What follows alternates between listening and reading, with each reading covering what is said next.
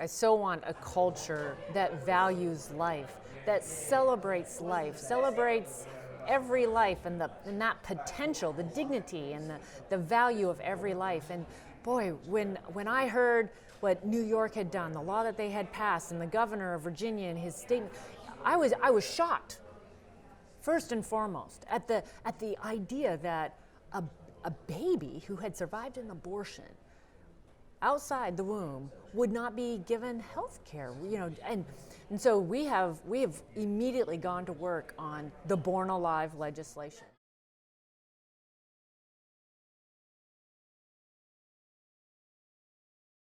We're joined at the Daily Signal now by Congresswoman Cathy McMorris Rodgers of Washington State. Thanks for being with us. It's great to be here. Thanks for having me. You have spent this time back home in the district talking to a lot of your constituents. Tell us what is on their mind. It's so interesting for those of us in Washington to hear what's going on in the rest of the country. Sure. Well, it's always good to get around to the counties of Eastern Washington and hold town halls, invite people to come and ask questions. I'm also visiting all the high schools. So I've been to several high schools over the last couple of weeks. I represent several colleges and universities and going on campus.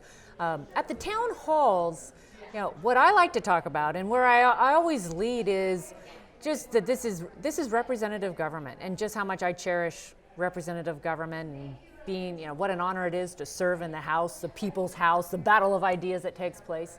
I always like to highlight the economy. And in Eastern Washington, our economy is good, just like it is all over the country. And we have, if anything, we have a shortage of skilled workers and the affordable housing. We need more plumbers and pipe fitters and welders. But the questions that I've been asked more just the last few days, I usually get asked about the cost of healthcare. That continues to be a big challenge, especially for families, small businesses, those that are in the individual market. Rising premiums, co-pays, the deductibles, that continues to be a question that they ask. Those on the left, there seems to be quite an organized effort to show up and ask about the Green New Deal. So there's usually one or two, or maybe even more, that will ask, so what about the Green New Deal, which when you explain that, at least what we've seen to date, we're talking $93 trillion in cost on this country, it quickly changes that conversation. I bet, yes. Yeah. Well, I bet there are issues that you're not hearing about as well. I mean, that are really different from what it seems some in Washington want to focus on. And I mean the Mueller report and impeachment and everything else that comes along with that. I have not been asked about that once. Wow. As I have been in these town meetings, at the schools, I have not been asked about it once, and yet that dominates the news, obviously. It certainly does. So when you're meeting with high school students, what's on their mind? And what do they think about this move by some in Congress to give 16-year-olds the opportunity to vote? It's been fun to ask them directly that question. So I've been to several high schools. And I remember the first time I asked that question, I wasn't sure. I wasn't sure how would they respond. The teacher had said, well, Cathy, can you ask them a question maybe on something that's going on right now in Congress? And it was days after we had taken that vote in the House, whether or not to allow 16-year-olds to vote. So I asked them the question. Not one in that class raised their hand. And then I said, well, over 100 representatives in the House voted yes. Over 300 voted no, so it failed. But I've continued to ask that question, and I might get one or two, but the large majority of them say no, probably not the best idea. You mentioned the economy earlier. I know that that's important for people young, people who are working, and really everybody, whether it's in Eastern Washington or all across this country. What would you say about what's fueling this economic growth? I mean, we continue to see it, whether it's the S&P and NASDAQ hitting new records or the GDP surpassing expectations. What does that mean for your constituents in Eastern Washington? What that means is that the people that I represent in Eastern Washington have more opportunities because the job is the opportunity. And we celebrate America as this land of opportunity. it starts with a job, right? You get that first job, and then you get a better paying job. So when we're celebrating a record economic growth and record jobs, the fact that we have more job openings than people seeking jobs, we're celebrating people that are coming off the sidelines. Those that had given up on finding a job are now getting back into the workforce. That means people have more opportunities. People in Eastern Washington, for the longest time, we would talk about, that we would lose our young people. That, I live in a great corner of the world. We have a great quality of life. And yet so often after high school, young people would feel like they had to leave, or even if they stayed to go to one of our colleges or universities, they would leave after that to find the good paying job. And when there's more announcements, we had 9,000 new jobs in Spokane County in the last year. I mean, that is great news, and that means that they can stay. They can stay in Spokane, stay in Eastern Washington, live this great quality of life, raise their family, start a business. You know what else it means? It means that people have freedom to take those ideas and do something with it. That is what freedom and free markets has meant. America has led the world in innovation and breakthroughs, and I'm always inspired by those stories of the individual that started in their basement or their kitchen with an idea and then built a company, manufacturing or a new service, a new product. And when we have a good economy, it means that there's more opportunities for that.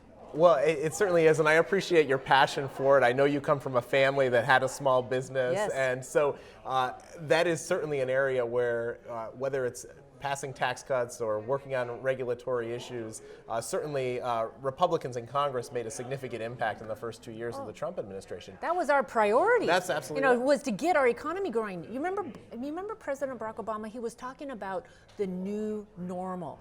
That this record low economic growth and record coming out of the Great Recession, right? He said, well, this is just a new normal. And as the Republican majority, along with our president, Donald Trump, have taken on eliminating those regulations and lifting the regulatory stranglehold and the tax burden, we've seen just an amazing response within our economy. And small businesses are the engine of our economy. And I'm grateful to have been raised on in an orchard that we had a fruit stand. It was a very family owned and operated. Grateful for that foundation, but we want to keep that going. And so that economic growth means that the engine of our economy, and especially small businesses, can do better. Well, certainly. You are also known as somebody who has a care and compassion for children. You yourself are a mother of 3, and somebody who's spoken out very directly about the impact that they've had on your life in such a positive way. I want to ask you, though, about some of the debates that we're seeing play out in other states around the country, whether it be New York passing a law that allows abortion right up until birth, or the Virginia governor stating publicly his belief in infanticide and things of that nature. What does that say about our culture, and how can we go about changing that and bringing more value to the sanctity of life? Right. Oh, I so want a culture that values life, that celebrates life, celebrates every life and that potential, the dignity and the value of every life. And boy, when I heard what New York had done, the law that they had passed, and the governor of Virginia and his statement, I was shocked. First and foremost, at the idea that a baby who had survived an abortion outside the womb would not be given health care, and so we have immediately gone to work on the Born Alive legislation, and it has been more difficult than it should be. In my mind, this should be a no-brainer, and especially today with the life-saving treatments and technology that we have, and our healthcare system is one that is about saving lives. It's about we want that, we do a lot. We lead the world in saving lives, and yet this idea that somehow a baby that's born alive would not be given health care, it's really it's a shocking commentary on our culture and the devaluing of life. And in our Declaration of Independence, it says it so well. You just go back to our foundation, and it is one. And this is a country where we're based upon a pursuit. It's life, liberty, and the pursuit of happiness. Right. And life is pretty fundamental, and we need to make sure that we're celebrating that life either before the life is born or after it's born. And certainly the Born Alive legislation should be something that we can pass. Absolutely. Well, it's currently a discharge petition, which means Republicans have signed it, and you've had a few Democrats who have also put their name on it, but you need more Democrats in order for it to get to that number 218 to have a vote on the House floor.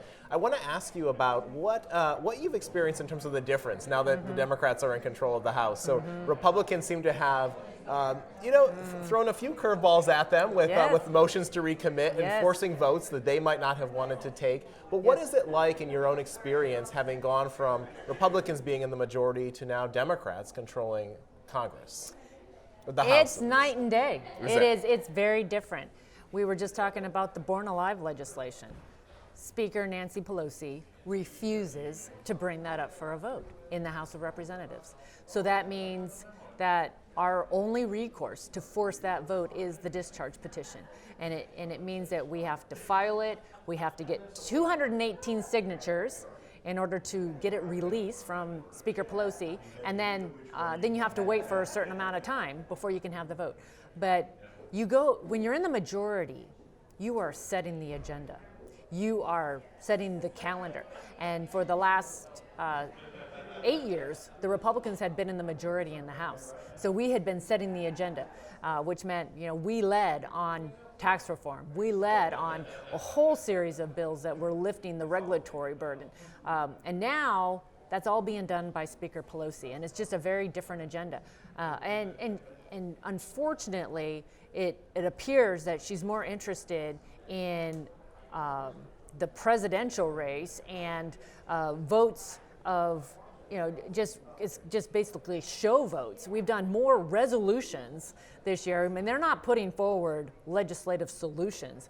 They're just putting forward resolutions. It's more just they just want to be able to grandstand and talk about an issue rather than really sit down and do the tough work of legislating. Yeah, getting things done. Right. No, absolutely, absolutely. You have a couple of political celebrities in this new class. I'm talking about the Congresswoman from New York, Alexandria Ocasio-Cortez, Ilhan Omar, who've made a lot of news themselves.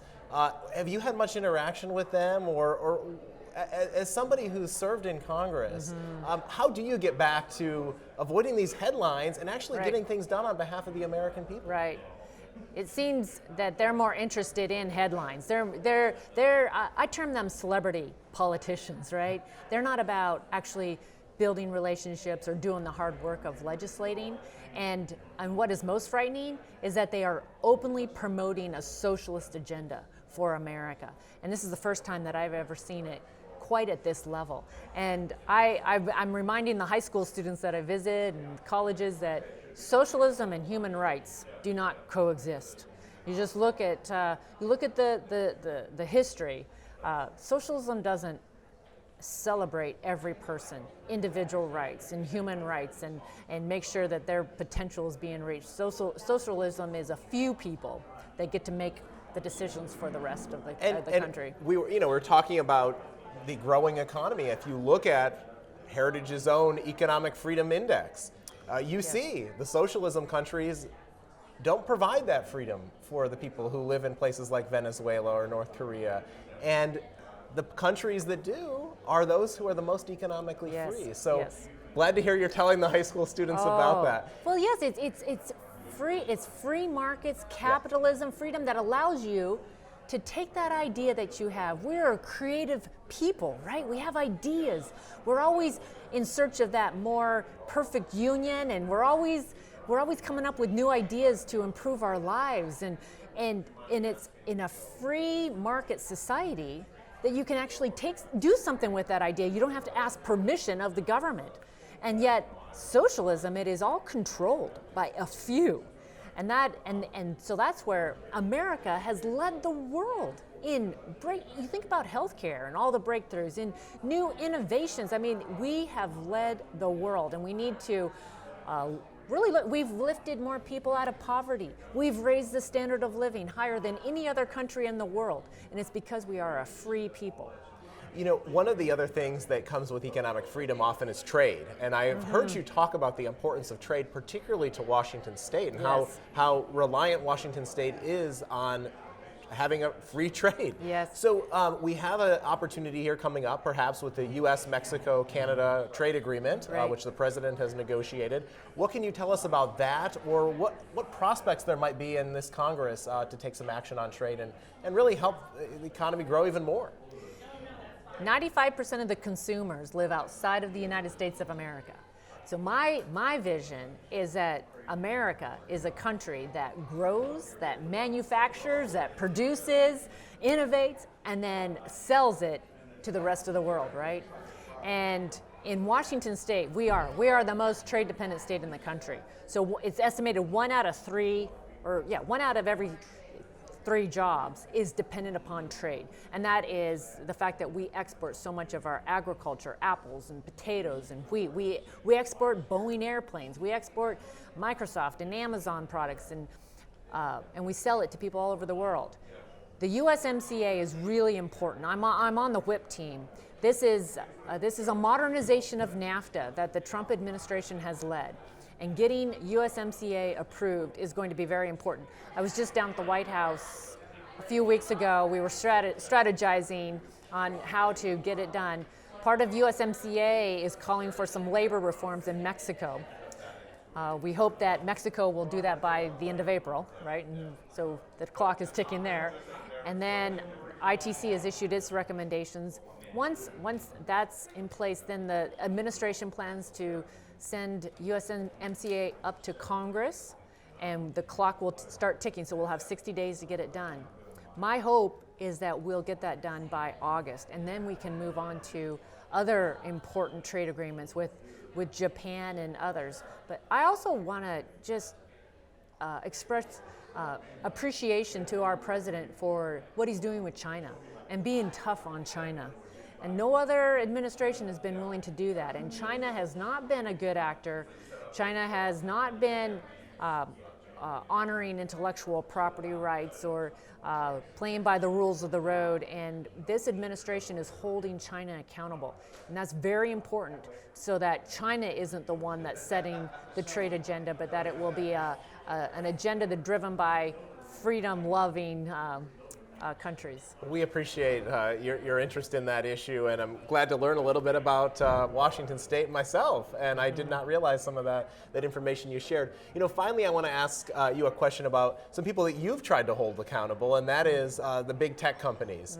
You have been an outspoken advocate on behalf of conservatives to make sure that their content isn't suppressed, there's not censorship. Why is that issue so important to you? Well, it's pretty fundamental. It's the First Amendment. It's freedom of speech, and that this is the public square today. A lot of the debate takes place on these platforms, these giant platforms, and it is so important that we are protecting that freedom of speech, and that there's conservative voices are not being stifled, and that we have a real freedom of that debate within the public square on the tech platforms. And so I'm